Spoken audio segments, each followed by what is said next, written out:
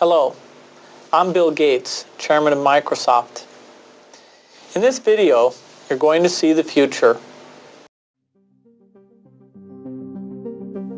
Who is Bill Gates? A software developer? A businessman? A philanthropist? A global health expert? This question, once merely academic, is becoming a very real question for those who are beginning to realize that Gates' unimaginable wealth has been used to gain control over every corner of the fields of public health, medical research, and vaccine development. And now that we are presented with the very problem that Gates has been talking about for years, we will soon find that this software developer with no medical training is going to leverage that wealth into control over the fates of billions of people.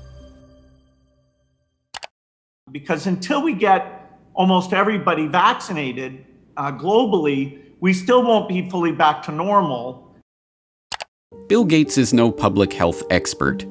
He is not a doctor, an epidemiologist, or an infectious disease researcher. Yet somehow, he has become a central figure in the lives of billions of people, presuming to dictate the medical actions that will be required for the world to go back to normal. The transformation of Bill Gates from computer kingpin to global health czar is as remarkable as it is instructive, and it tells us a great deal about where we are heading as the world plunges into a crisis, the likes of which we have not seen before. This is the story of how Bill Gates monopolized global health. You're tuned into the Corbett Report. Until his reinvention as a philanthropist in the past decade, this is what many people thought of when they thought of Bill Gates. In the case of the United States versus Microsoft, the US Justice Department contended that the software giant had breached antitrust laws by competing unfairly against Netscape Communications in the internet browser market, effectively creating a monopoly. Bill's first concern was that the prosecution could potentially block the release of his company's latest operating system, Windows 98. Are you asking me about when I wrote this email, or what are you asking me about? I'm asking you about January of 1996. That month. Yes, sir. And what about it? What non-Microsoft browsers were you concerned about in January of 1996? I don't know what you mean concerned. What is it about the word concerned that you don't understand?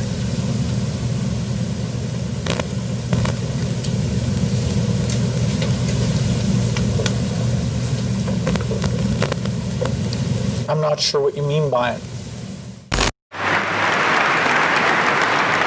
We're going to be working together on Microsoft Office, on Internet Explorer, on Java, and I think that it's going to lead to a very healthy relationship. So it's a package announcement today. We're very, very happy about it. We're very, very excited about it. And I happen to have a special guest with me today via satellite downlink. And if we could get him up on the stage right now.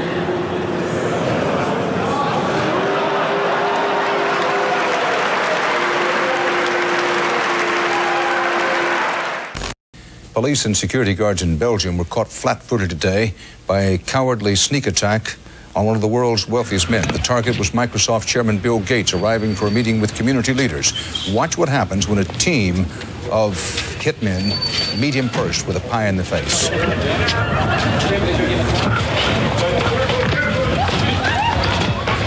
Gates was momentarily and understandably shaken, but he was not injured. The hit squad piled on with two more pies before one of them was wrestled to the ground and arrested. The others, for at least the moment, got away. Gates went inside, wiped his face clean, and made no comment. He then went ahead with his scheduled meeting. No word on the motive for this attack. But once reviled for the massive wealth and the monopolistic power that his virus-laden software afforded him, Gates is now hailed as a visionary who is leveraging that wealth and power for the greater good of humanity. In the 22nd century, a book will be written about the entrepreneur of the 21st century. I'm sure that the person who will foremost come to the mind of those historians is certainly Bill Gates. I don't think it's hyperbole to say that Bill Gates is singularly, I would argue, the most consequential individual of our generation. I mean that. Our next guest is one of the richest and most generous men in the world. Please welcome Bill Gates. At a time when everyone is looking to understand the scope of the pandemic and how to minimize the threat, one of the best informed voices is that of businessman and philanthropist Bill Gates. The process by which this reinvention of Gates's public image took place is not mysterious. It's the same process by which every billionaire has revived their public image since John D. Rockefeller hired Ivy Ledbetter Lee to transform him from the head of the Standard Oil Hydra into the kind old man handing out dimes to strangers. Don't you give a dime, Mr. Rockefeller? Go ahead. Give it a dime. Thank you, sir. Thank you very much. I consider myself... Thank you for the ride. I consider myself more than amply paid. Bless you, bless you, Yes. bless you. More to the point, John D. Rockefeller knew that to gain the adoration of the public, he had to appear to give them what they want: money. He devoted hundreds of millions of dollars of his vast oil monopoly fortune to establishing institutions that, he claimed, were for the public good. The General Education Board, the Rockefeller Institute of Medical Research, the Rockefeller Foundation. Similarly, Bill Gates has spent much of the past 2 decades transforming himself from software magnate into a benefactor of humanity through his own Bill and Melinda Gates Foundation. In fact, Gates has surpassed Rockefeller's legacy, with the Bill and Melinda Gates Foundation long having eclipsed the Rockefeller Foundation as the largest private foundation in the world, with $46.8 billion of assets on its books that it wields in its stated program areas of global health and development, global growth, and global policy advocacy. And, like Rockefeller, Gates's transformation has been helped along by a well-funded public relations campaign. Gone are the theatrical tricks of the PR pioneers. The ubiquitous ice cream cones of Gates' mentor Warren Buffett are the last remaining holdout of the old Rockefeller handing out dimes gimmick. No, Gates has guided his public image into that of a modern-day saint through an even simpler tactic: buying good publicity. The Bill and Melinda Gates Foundation spends tens of millions of dollars per year on media partnerships, sponsoring coverage of its program areas across the board. Gates funds The Guardian's global development website. Gates funds NPR's global health coverage. Gates funds the Our World in Data website that is tracking the latest statistics and research on the coronavirus pandemic. Gates funds BBC coverage of global health and development issues, both through its BBC Media Action Organization and the BBC itself. Gates funds World Health coverage on ABC News. When the NewsHour with Jim Lehrer was given a $3.5 million Gates Foundation grant to set up a special unit to report on global health issues, NewsHour communications chief Rob Flynn was asked about the potential conflict of interest that such a unit would have in reporting on issues that the Gates Foundation is itself involved in. In some regards, I guess you might say that there are not a heck of a lot of things you could touch in global health these days that would not have some kind of Gates tentacle, Flynn responded. Indeed, it would be almost impossible to find any area of global health that has been left untouched by the tentacles of the Bill and Melinda Gates Foundation. It was Gates who sponsored the meeting that led to the creation of Gavi, the Vaccine Alliance, a global public-private partnership bringing together state sponsors and big pharmaceutical companies whose specific goals include the creation of healthy markets for vaccines and other immunization products. As a founding partner of the alliance, the Gates Foundation provided $750 million in seed funding and has gone on to make over $4.1 billion in commitments to the group. Gates provided the seed money that created the Global Fund to Fight AIDS, Tuberculosis, and Malaria, a public-private partnership that acts as a finance vehicle for governmental AIDS, TB, and malaria programs. When a public-private partnership of governments, world health bodies, and 13 leading pharmaceutical companies came together in 2012 to accelerate progress toward eliminating or controlling 10 neglected tropical diseases, there was the Gates Foundation, with $363 million of support. When the Global Financing Facility for Women, Children, and Adolescents was launched in 2015 to leverage billions of dollars in public and private financing for global health and development programs, There was the Bill and Melinda Gates Foundation as a founding partner with a $275 million contribution. When the Coalition for Epidemic Preparedness Innovations was launched at the World Economic Forum in Davos in 2017 to develop vaccines against emerging infectious diseases, there was the Gates Foundation with an initial injection of $100 million. The examples go on and on. The Bill and Melinda Gates Foundation's fingerprints can be seen on every major global health initiative of the past 2 decades. And beyond the flashy multi-billion-dollar global partnerships, the foundation is behind hundreds of smaller country and region-specific grants, $10 million to combat a locust infestation in East Africa, or $300 million to support agricultural research in Africa and Asia, that add up to billions of dollars in commitments.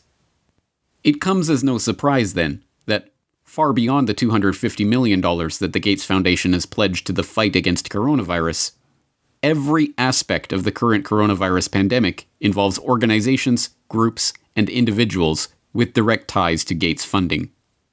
From the start, the World Health Organization has directed the global response to the current pandemic. From its initial monitoring of the outbreak in Wuhan and its declaration in January that there was no evidence of human-to-human transmission, to its live media briefings and its technical guidance on country-level planning and other matters, the WHO has been the body setting the guidelines and recommendations shaping the global response to this outbreak. But even the World Health Organization itself is largely reliant on funds from the Bill and Melinda Gates Foundation. The WHO's most recent donor report shows that the Bill and Melinda Gates Foundation is the organization's second largest donor behind the United States government. The Gates Foundation single-handedly contributes more to the World Health Body than Australia, Canada, France, Germany, Russia, and the UK combined. What's more, current World Health Organization Director General Tedros Adhanom Ghebreyesus is in fact, like Bill Gates himself, not a medical doctor at all, but the controversial ex-Minister of Health of Ethiopia, who was accused of covering up 3 cholera outbreaks in the country during his tenure. Before joining the WHO, he served as chair of the Gates-founded Global Fund to fight AIDS, tuberculosis, and malaria, and sat on the board of the Gates-founded Gavi, the Vaccine Alliance, and the Gates-funded Stop TB Partnership. The current round of lockdowns and restrictive stay-home orders in Western countries were enacted on the back of alarming models predicting millions of deaths in the United States and hundreds of thousands in the UK. Imperial College in London released a COVID-19 report, and that's where most of our U.S. leaders are getting the information they're basing their decision-making on. The report runs us through a few different ways this could turn out depending on what our responses are. If we don't do anything to control this virus, over 80% of people in the U.S. would be infected over the course of the epidemic, with 2.2 million deaths from COVID-19. That 2.2 million deaths also doesn't account for the potential negative effects of health systems being overwhelmed. From this evening, I must give the British people a very simple instruction. You must stay at home. Enough is enough. Go home and stay home. A statewide order for people to stay at home. The work of 2 research groups was crucial in shaping the decisions of the UK and US governments to implement wide-ranging lockdowns, and, in turn, governments around the world. The first group, the Imperial College COVID-19 Research Team, issued a report on March 16th that predicted up to 500,000 deaths in the UK and 2.2 million deaths in the US unless strict government measures were put in place. The second group, the Institute for Health Metrics and Evaluation in Bill Gates' home state of Washington, helped provide data that corroborated the White House's initial estimates of the virus effects, estimates that have been repeatedly downgraded as the situation has progressed. Unsurprisingly, the Gates Foundation has injected substantial sums of money into both groups. This year alone, the Gates Foundation has already given $79 million to Imperial College, and in 2017, the foundation announced a $279 million investment into the IHME to expand its work collecting health data and creating models. Anthony Fauci, meanwhile, has become the face of the US government's coronavirus response, echoing Bill Gates' assertion that the country will not get back to normal until a good vaccine can be found to ensure the public's safety. If you want to get to pre-corona virus, that might not ever happen in the sense of the fact that the threat is there, but I believe with the therapies that will be coming online and with the fact that I feel confident that over a period of time we will get a good vaccine, that we will never have to get back to where we are right back now. Beyond just their frequent collaborations and cooperation in the past, Fauci has direct ties to Gates' projects and funding. In 2010, he was appointed to the Leadership Council of the Gates-founded Decade of Vaccines project to implement a global vaccine action plan, a project to which Gates committed $10 billion of funding. And in October of last year, just as the current pandemic was beginning, the Gates Foundation announced a $100 million contribution to the National Institute of Health to help, among other programs, Fauci's National Institute of Allergy and Infectious Diseases research into HIV. Also in October of last year, the Bill and Melinda Gates Foundation partnered with the World Economic Forum and the Johns Hopkins Center for Health Security to stage Event 201, a tabletop exercise gauging the economic and societal impact of a globally spreading coronavirus pandemic. It began in healthy-looking pigs, months, perhaps years ago. A new coronavirus.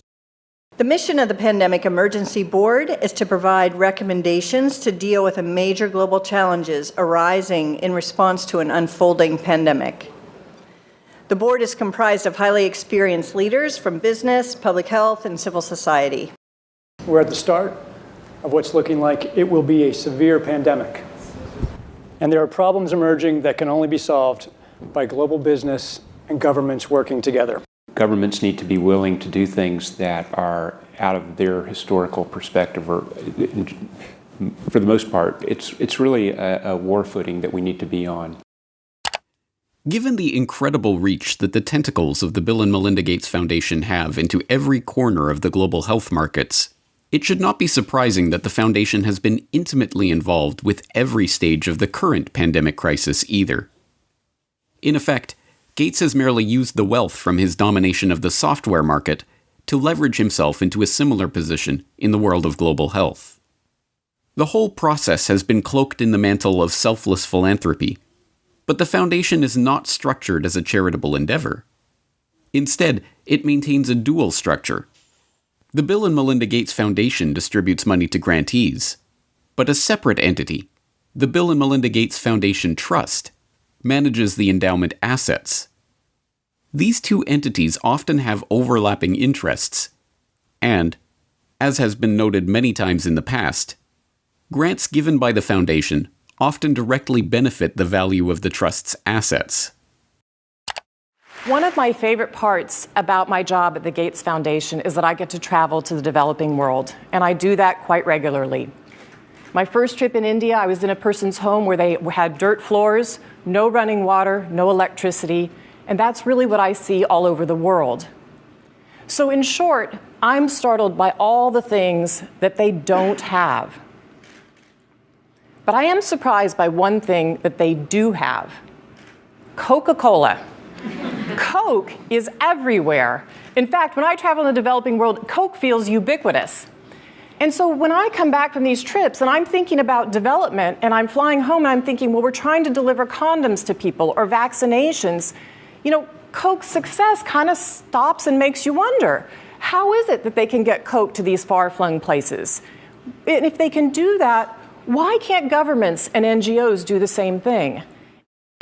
And the charity of Microsoft founder Bill Gates and his wife Melinda is under criticism following the disclosure. It substantially increased its holdings in the agribusiness giant Monsanto to over $23 million.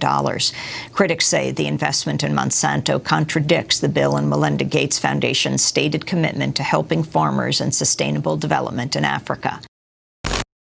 The study from the pressure group Global Justice Now paints a picture of the Gates Foundation partly as an expression of corporate America's desire to profit from Africa, and partly a damning critique of its effects. You could have a case where the initial research is done by a Gates-funded institution, the media reporting on how well that research is conducted is done, the media outlet is a Gates-funded outlet and maybe a Gates-funded journalist from a media program, and then the program is implemented more widely by a Gates-funded NGO. I mean, there are some very insular circles here. Among the many criticisms, the idea that private finance can solve the problems of the developing world. Should poor farmers be trapped into debt by having to use chemicals or fertilizers underwritten by offshoots of the foundation? This is no mere theoretical conflict of interest. Gates is held up as a hero for donating $35.8 billion worth of his Microsoft stock to the foundation. But during the course of his decade of vaccines, Gates' net worth has actually doubled, from $54 billion to $103.1 billion. The Rockefeller story provides an instructive template for this vision of tycoon turned philanthropist. When Rockefeller faced a public backlash, he helped spearhead the creation of a system of private foundations that connected in with his business interests. Leveraging his unprecedented oil monopoly fortune into unprecedented control over wide swaths of public life, Rockefeller was able to kill two birds with one stone, molding society in his family's own interests, even as he became a beloved figure in the public imagination. Similarly, Bill Gates has leveraged his software empire into a global health, development, and education empire, steering the course of investment and research and ensuring healthy markets for vaccines and other immunization products. And, like Rockefeller, Gates has been transformed from the feared and reviled head of a formidable hydra into a kindly old man, generously giving his wealth back to the public. But not everyone has been taken in by this PR trick. Even The Lancet observed this worrying transformation from software monopolist to health monopolist back in 2009, when the extent of this Gates-led monopoly was becoming apparent to all. The first guiding principle of the Bill and Melinda Gates Foundation is that it is driven by the interests and passions of the Gates family. An annual letter from Bill Gates summarizes those passions, referring to newspaper articles, books, and chance events that have shaped the foundation's strategy. For such a large and influential investor in global health, is such a whimsical governance principle good enough? This brings us back to the question: who is Bill Gates? What are his driving interests? What motivates his decisions? These are not academic questions. Gates's decisions have controlled the flows of billions of dollars, formed international partnerships pursuing wide-ranging agendas, ensured the creation of healthy markets for big pharma vaccine manufacturers. And now, as we are seeing, his decisions are shaping the entire global response to the coronavirus pandemic. Next week, we will further explore Gates's vaccination initiatives, the business interests behind them, and the larger agenda that is beginning to take shape as we enter the new normal of the COVID-19 crisis.